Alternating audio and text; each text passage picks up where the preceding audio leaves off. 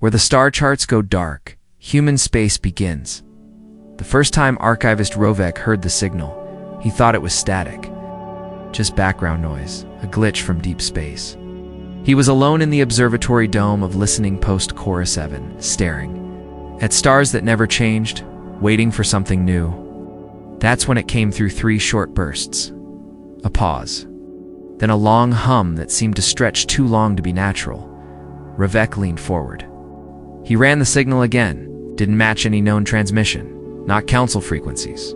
Not trade routes. Not even the strange pulsars mapped by the Duronclade. It was old mechanical, deliberate. He tapped a sequence into the console. Adjusting the filters, the signal repeated. Still the same, 3 short, 1 long. But this time, as the hum faded out, a second layer came in so faint, it was almost a whisper text. Or what was once text, his assistant. A thin-voiced Ilari named Brix poked his head in from the hallway. Another phantom ping. Rovek waved him over. No, this is different. This is ... calling for help. Brix's pale eyes blinked. Help. From where? From where Rovek tapped the source origin. The screen displayed a section of the galactic map near human-controlled space. A vast dark zone marked only by thin lines and warnings. No entry. Restricted zone. No mapping vessels authorized past this point. The signal had come from just beyond. That edge from a place the star charts didn't even name. Rovek stared at the blinking coordinates, then reached for the console's record lock. Log this. Level 1 alert. I'm contacting the High Council. Brix hesitated. They won't. Like that, it came from the dead zone. Then they'll really hate what comes next, Rovek muttered. Later that cycle, aboard the Council vessel Ascendancy Wing, Rovek presented his findings. Counselors from 8 species were present, each seated on levitating discs, glowing. Eyes and furrowed crests stared down at him like he was a curious insect. Only one human was in the room, Captain, Amari Vance. Seated near the edge, arms folded, silent. Most of the council ignored her. Rovek gestured to the holomap above them. The signal originated here on the very edge of the restricted zone. Encoding matches early human transmission patterns.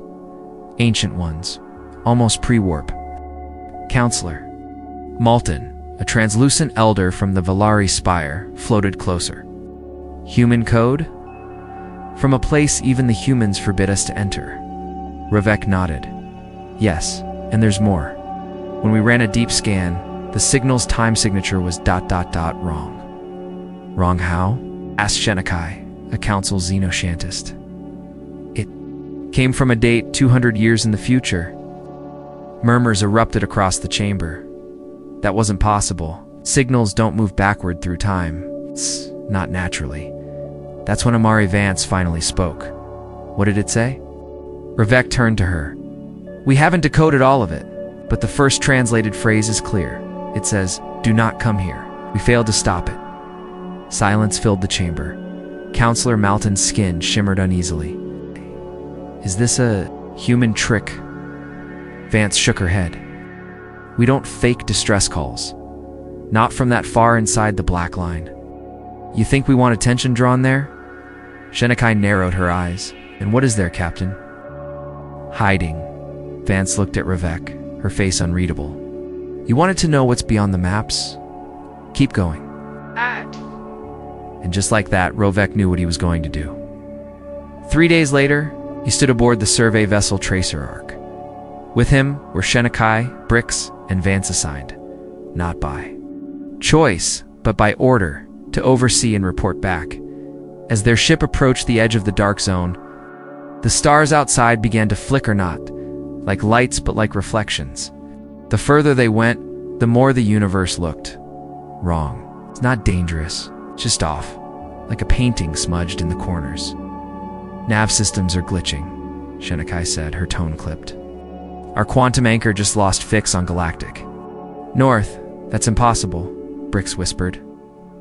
Vance stood at the viewport. It starts like that. You think it's just your sensors? Then the sounds start. Rovek looked at her. What sounds? Vance didn't look away from the stars. It's the ones that speak to you in your own voice. They crossed into the dark zone in silence. No alarms, no warnings. Just the quiet hum of a ship and the steady feeling that something was watching from. Far too close then. For just a second, every screen aboard the ship went black, and one word appeared. Welcome. Rovik stared. The others didn't speak.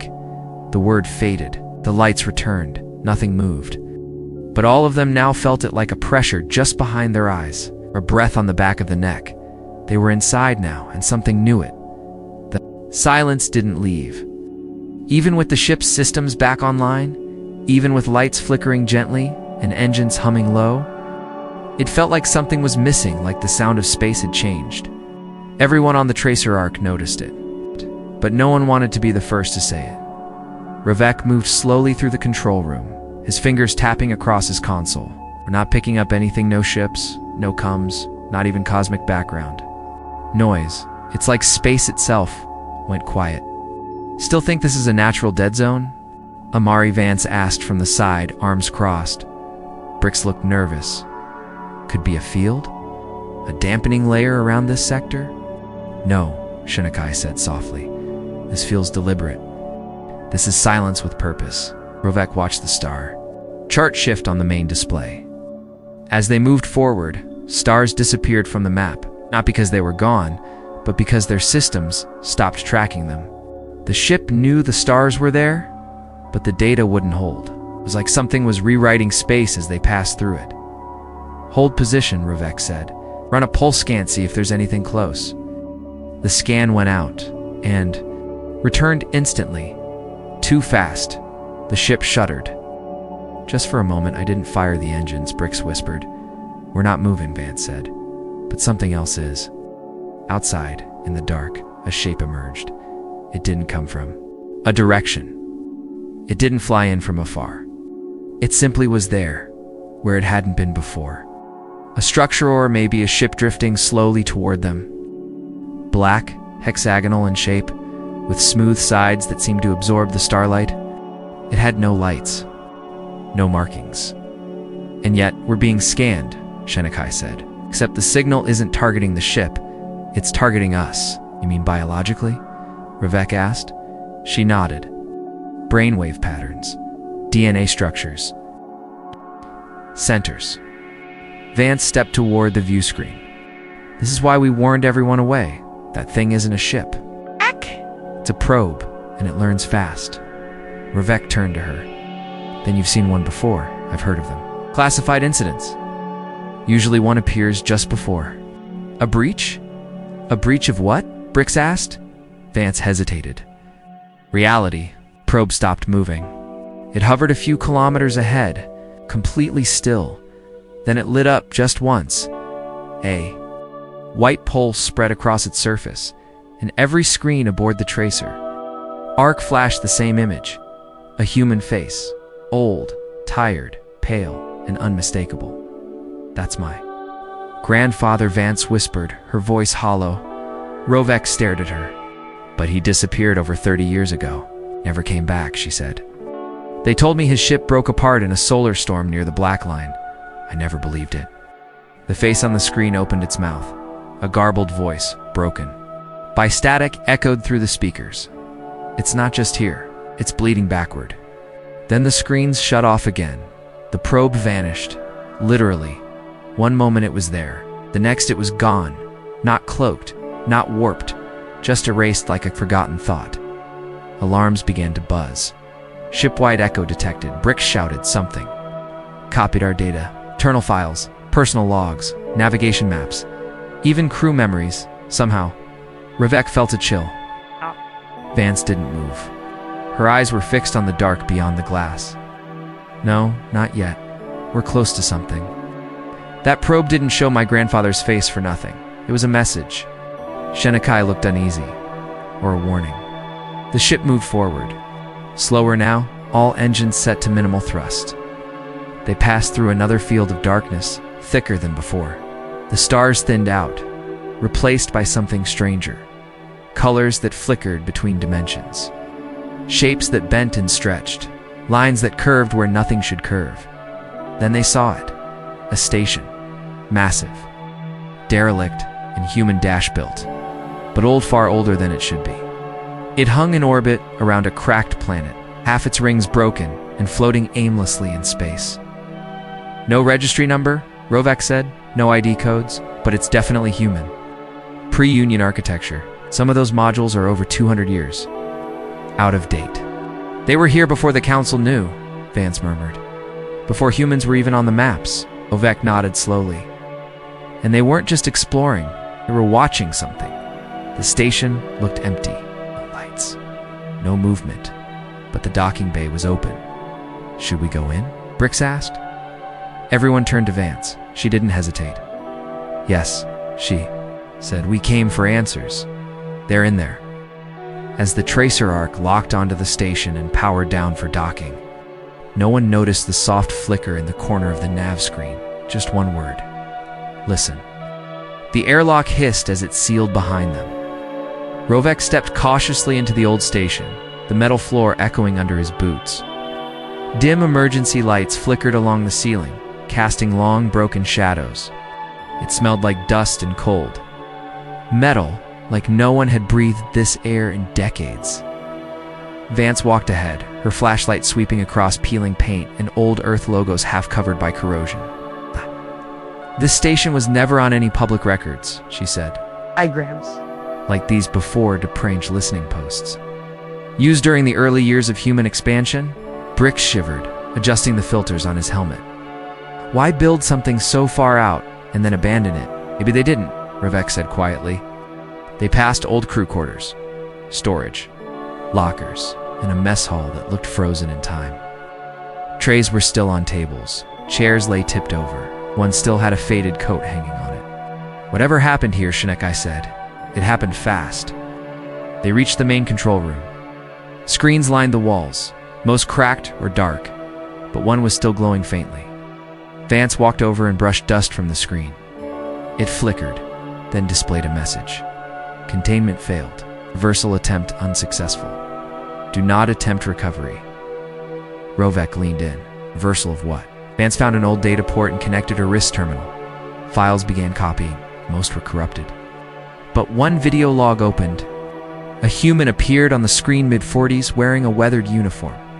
His voice was calm but strained. This is Commander Elias Vance, Station Echo 4. We tried to push it back. Thought if we contained the rift early, it wouldn't spread. We're wrong. It's not just affecting matter. It's changing time. People who went near the breach, they saw themselves. Versions of themselves. Some were twisted, some begged for help, others just stared. Brix stepped back. Is that her grandfather? Vance nodded slowly, watching every word, her face unreadable. The video continued. We sealed off the lab wing. No one goes. Past the black mark. If you're hearing this, leave. Don't try to understand it. Understanding it is how it sees you. The screen went black. A loud clang echoed from somewhere deeper in the station. Shinekai raised her scanner. I thought this place was uninhabited. It is, Rovek said, checking his own readings. There's no life forms registered. Then what's moving? The lights flickered again, then stayed off. For several seconds, when they returned, a black smear had appeared on the wall across from them. It wasn't paint. It looked like space itself had melted through the station, leaving behind a jagged tear. It pulsed slightly. Vaughn stepped closer. Rovek grabbed her arm. Don't. We need to know, she said. This is what they were studying. Tear didn't move, but it watched. All of them felt it. Like a thought inside their heads that didn't belong to them, Rovek turned to leave. We've seen enough. We take the data and go. Then the wall beside them rippled, not physically, but like a reflection on water. For just a moment, Rovek saw himself folder, bleeding, eyes wide with fear, pressing his hand against the wall from the other side. The image vanished. What? What was that? Brix whispered, backing away. Echo Vance said. Rifts projecting. Possibilities. Or futures. Or both. They ran, down the corridor, back toward the docking bay. The metal groaned behind them. Lights buzzed and warped. Time felt loose, like minutes passed in seconds, or seconds stretched too long. But when they reached the airlock, the tracer arc was gone. Not destroyed, not damaged, just not there. Rovek stared out the small viewport into the black, empty space. Then slowly the ship faded back in. Like it had been pulled out of sync with reality and then forced back into place. They boarded quickly. Brix powered up systems while Shenakai checked instruments. "Our logs are scrambled," she said. "Even internal clocks don't agree. I think we just lost 5 hours or gained them." Rovek looked at Vance. "Is your species handling this?" Vance didn't answer right away. Her hands trembled slightly, the only sign of fear she'd shown. "We don't handle it," she said. "We endure it. We try to stop it before it spreads." As the ship pulled away from the station, Rovek watched the black smear slowly expand along the station's wall, like a crack in the skin of the universe, one that wasn't finished growing. The tracer arc floated quietly, engines low, systems barely stable. Behind them, the old station drifted further into the void. The strange black smear on its wall slowly pulsing, almost breathing. Rovek couldn't stop watching it through the rear display. He had the uneasy feeling it would follow them. "We need to report this," Shinokai said, breaking the silence. "This isn't just a dead zone, it's a collapsing one. Can't send long range comes from here," Brix replied. "Signal won't hold.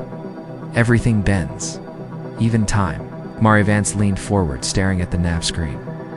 "There's another station not far from here, a human one. It won't be on your star maps, but I know where it is. We'll be safe. There, at least for now." Rovek frowned. "Another hidden station?" She nodded. "Earth's anchor stations are spread through this region. You've only seen the edge." The ship moved silently through the strange stretch of space. The stars looked twisted, too far apart, yet too close together. Sometimes, for a second, the same star appeared twice, like it was echoing across dimensions. Shenakai stopped looking, out the windows entirely. "I keep seeing something in the corner of my eye," she said. "But when I turn, nothing." "That'll get worse," Vance warned. "The human mind has some built-in resistance to it. Yours probably doesn't." Brix shivered and focused harder on his console. After 2 hours, the hidden station appeared on the Skopunker Relay 9. It was large, heavily reinforced, and gave off strange energy signals that confused their sensors. Rovek raised an eyebrow. "Why does it look like a military base?" "Because it is," Vance said. The station's docking arm extended to receive them. As they approached, a squad of humans in dark uniforms waited on the platform fully. Armed, helmets sealed. Rovek felt a twinge of nervousness. "Are we prisoners?" Vance shook her head. "No, just guests who crossed a line." Once they docked, they were brought into a clean, sterile corridor. Everything was quiet and orderly. Not fancy, just efficient and strong. The walls weren't decorative, they were reinforced. This station wasn't here to study anything. It was here to hold the line. A tall woman met them at the inner checkpoint. She didn't smile. Her voice was calm, direct. "I'm Commander Riel, Earth Containment Division." "You weren't supposed to be here." Rovek stepped forward. "Neither was the signal. We followed it." Riel stared at him for a long moment. Then she nodded. "I'll show you something," she said. They followed her through long metal halls, passing teams of humans working in silence. They wore strange suits with glowing seams and helmets tucked under their arms. None of them looked afraid, just focused. Riel led them into a chamber filled with holographic displays. On the main screen was a black, rotating sphere covered in flickering lights. "This is a live map of containment zones," she said. "Every flicker is a weak point. Every pulse is a breach attempt. There were 300 last month. This month, we're at 500. Shinakai's jaw tightened. 500? "Yes," Riel said. "Most never become full breaches. We stop them before they open. But some ... slip through." Rovek stared at the screen. "What's trying to get in?" Riel hesitated, then touched a control on. Her panel, new image, appeared. A still frame, blurry and distorted. A shape, humanoid, but wrong. The arms bent to many ways. The eyes were in the wrong place, and the mouth wasn't. A mouth wasn't a mouth. It was open, but inside was nothing but flickering. Static. That came through a failed anchor 2 weeks ago. she said. It existed for 32 seconds before it collapsed. In that time, it melted half of a security team's minds. Minds? Rix asked quietly. They didn't die, Rael said. They're not ... themselves anymore. The thing didn't even touch them. Just being near it changed them. Hey, why keep this from the galaxy? Ravek asked. Why not ask for help? Rael looked at him with tired eyes. Because most species wouldn't believe it. And the few that do would either panic ... or try to use it. Mari nodded. That's what my grandfather warned about, he said, understanding it was the first mistake. A sudden alarm flashed red. Containment warning, a voice announced calmly over the intercom. Thin zone activity detected, Sector 17A. Anchor stress at 42%. Riel moved instantly. You wanted answers? She said, turning back to them. Follow me. You're about to get them. They rushed down the hallway, lights turning red, as the station prepared for what was coming. And something was definitely coming. Commander Rael moved fast, not bothering to explain, as she led the group through sealed doors and security checkpoints. Red lights flashed overhead. The walls vibrated with the low hum of shifting power. The entire station was preparing for something big, something dangerous. Anchor breach window in 6 minutes, a voice said calmly over the speakers. Rovek struggled to keep up. What's happening in Sector 17A? Rael answered without turning. A thin zone is opening. We have to reinforce it before it breaks through. They reached a large hangar filled with strange human vessels, sleek, dark, and covered in glowing blue strips. People were climbing into them, wearing suits unlike anything Rovek had seen before. Not bulky spacesuits.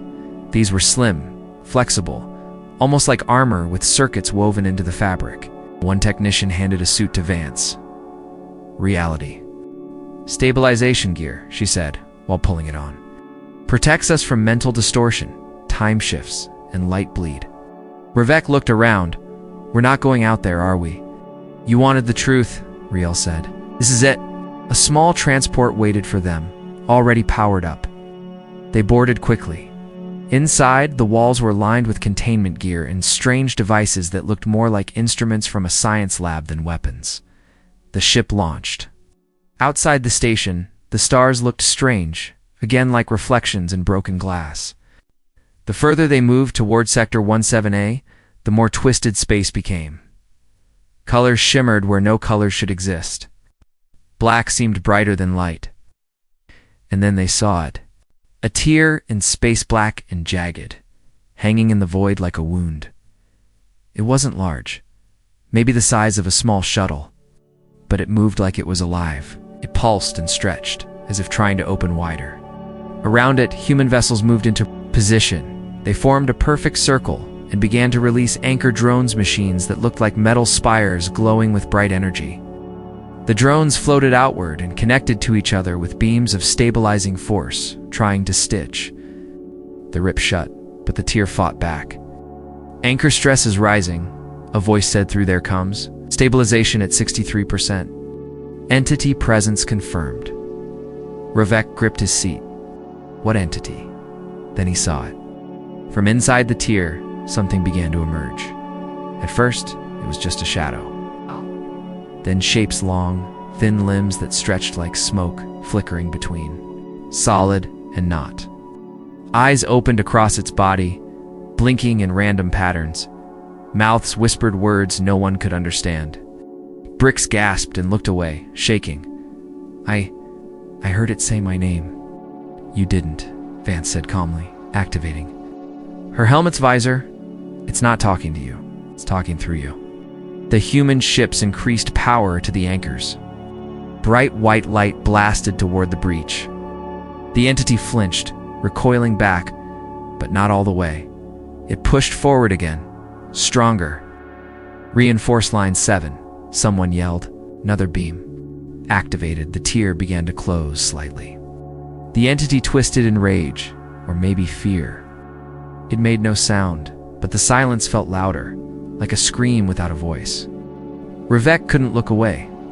For a brief moment, the entity's shape stabilized, and he saw something impossible. A version of himself older, burned, broken, trapped within the thing's body, mouth open in a silent scream. He fell back in. His seat. It. ... It showed me ... Vance looked at him. I know. It shows everyone. That's how it spreads. Through fear, through memory. Shenikai stared out the window, tears in her eyes. We're not meant to see this.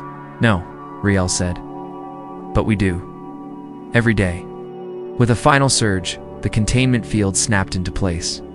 The anchor beams glowed brighter than the stars, forming a net of light. The tier twisted, then slowly began to shrink. The entity writhed, but it was being pulled back, folded in, locked away.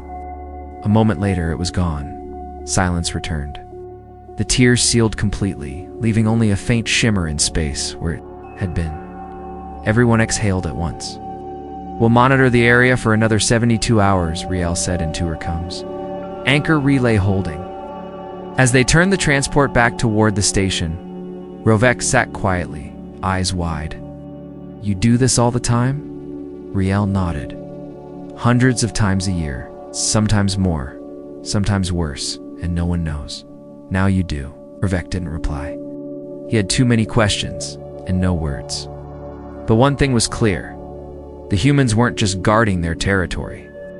They were holding back something the rest of the galaxy wasn't ready to face. The transport returned to Anchor Relay 9 in silence. No one spoke. Even Brix, who usually couldn't stop talking when nervous, sat still, staring at the floor. What they had just seen wasn't something the mind could make sense of. Not really. Back inside the station, Commander Riel led them through a long hallway toward a debriefing room. As they walked, Shenikai whispered to Rovek, I was ready to understand I was wrong. Rovek didn't answer. His hands were shaking. In the debriefing room, the lights were low. A large curved screen showed live updates from the containment systems across human space. Hundreds of blinking lights, some pulsed slowly. Theirs flashed faster, warning of instability. Riel stood in front of the screen. We lose people every year, physically, mentally. These incursions aren't always full breaches. Sometimes the damage is invisible. It shows up weeks later in memories, in thoughts, in behavior. That's why most species aren't told. Knowing is dangerous on its own. Vance sat down and pulled off her helmet. Her face looked pale, tired. My grandfather tried to explain all this once. When I was a kid, I didn't believe him. I thought he was sick. Now I know he was just carrying too much. Rovek looked up. That's what this is, isn't it? Burden? One you carry so no one else has to. Riel nodded. When humans first reached this sector of the galaxy, we didn't know what we'd found. The first colonies, they weren't attacked. They just started changing. People forgot who they were. Structures bent into shapes with no logic. Time would skip, days vanishing or looping forever. Why didn't you leave? Shenikai asked. Why stay in a place that broke reality? Because if we left, Riel said, it wouldn't stay here. It would spread. Across space. Across species. Maybe across time itself. She tapped the screen. A video played a recording from an early human colony. The image was shaky, but clear enough. A city once full of people now twisted into nonsense. Buildings folded in on themselves. A child standing still, repeating the same sentence over and over. Trees with shadows that moved the wrong way. The sky flickering like a broken film. Then the screen went black. We lost 17 million people in the first wave, Riel said quietly. Entire settlements collapsed into chaos. Families turned on each other. Some people simply vanished, like they never existed at all. Brix swallowed hard. And now you stop it? Every time? Try, Riel said. But it's not perfect. Built the containment network with everything we had. Lee. 60% of humanity's entire effort goes into keeping this region stable. Anchor stations, patrols, AI monitoring, psychic shielding. It never stops. Does the council know?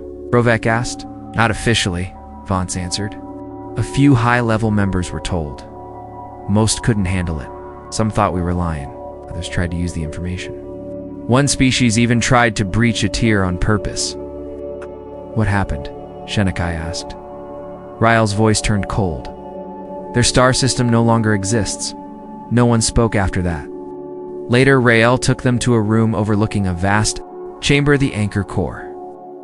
A massive machine spun slowly, humming with power. Beams of light crisscrossed the space, reinforcing invisible lines of reality. "This is what holds the zone together," she said. "Every station has one. They're connected, synced. If even one goes offline for too long, the whole structure weakens." Rovek stepped closer to the glass. "And if they all fail?" Riel looked at him. "Then the galaxy ends, not with fire, not with war, but with everything unraveling into madness." Rovek turned to her. "You never asked for help." "We didn't think anyone would believe us," she replied. "And honestly, we didn't want anyone else to suffer like we have." Shinnekai looked at Vance. "Why show us now?" Vance stared into the core. "Because the signals are salve. Increasing, the breaches are getting stronger, and something new is starting. We can't hide it forever." Rovek nodded slowly. "So then tell us everything. We came for a map." Riel gave a faint, tired smile. "What you found is much more than that." And deep inside the anchor core, unnoticed by any of the humans, a single red light blinked twice, then stopped. 3 days passed aboard Anchor Relay 9. During that time, Rovek and his team learned more than they ever thought possible, not just about the danger in human space, but about humanity itself. They watched as crews trained in silence, responding to emergency drills without panic or hesitation. They spoke with engineers who hadn't seen their families in years, living full-time aboard the anchor stations. They met scientists who spent their lives studying things they couldn't even name. Every single person was calm, tired, and focused. Not heroes, just people doing a job no one else could. One night, as Rovek sat staring at a simulation of a containment field on his datapad, Amari Vance joined him in the quiet viewing deck. The stars outside still looked wrong, but here, inside the walls of the station, it felt safe. "You didn't have to tell us," Rovek said. "You could have turned us around, wiped our memory, or just let us vanish like the others." "We almost did," Vance said. "But when I saw that signal, the one from my grandfather, I knew it was time. We needed to see what we're protecting, what we're fighting every day." Rovek looked at her. "And what was the signal, really? A call for help? Or a warning?" She hesitated, then said both. Shinnekai entered the room, holding a report. "Another breach sealed today, smaller one. Took under 10 minutes. They're getting faster." Vance sighed. "They have to. There's less and less time to react now." Brick sat nearby, flipping through files on his screen. "I think I understand now why your space is marked blank on the maps. It's not to hide something, it's to protect everything else." "Exactly," Vance said. "The less the galaxy knows, the safer it is. But that can't last forever," Rovek said. "You know that." "We do," Vance replied. "That's why we told you." A few hours later, Rael gathered the team in the command room. "You'll be returning to Council space tomorrow," she said. "Your ship has been scrubbed and reconfigured. The breach energy has been neutralized, but this knowledge stays with you. No full reports, no system-wide announcements. Not yet." Rovek nodded. "I understand." Riel studied him for a moment. "Do you really?" He looked her in the eye. "We do now, and we're not the same people who arrived here." She seemed satisfied. "That's good. Because this burden isn't just ours anymore." The next day, the Tracer Ark launched from Anchor Relay 9, escorted for several light years by silent human patrol vessels. The team said little on the way back. There was too much to think about, too much to carry. When they finally returned to Council space, the stars looked normal again. The maps worked, gravity behaved, the silence was gone. Everything felt right again. But Rovek knew better now. At the Galactic Mapping Authority, Director Talrin waited for them. Rovek stood before him, older in spirit, his voice steady.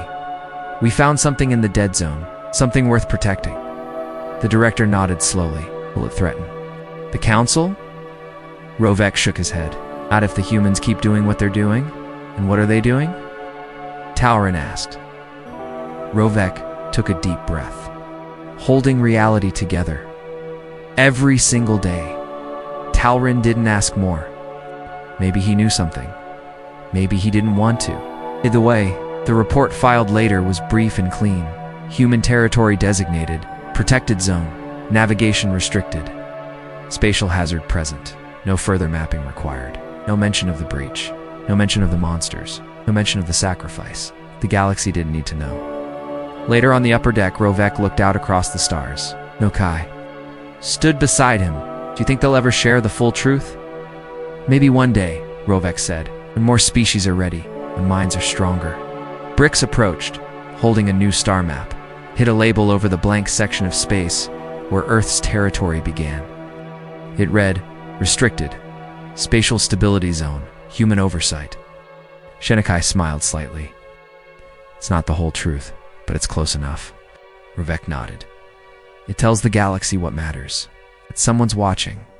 That someone's holding the line. Somewhere far beyond the maps, deep inside the dark folds of space. Another anchor held steady. It pulsed quietly in the void, keeping reality stitched together. Powered by a quiet force the rest of the galaxy didn't understand. Humanity, holding back the darkness. So no one else ever had to.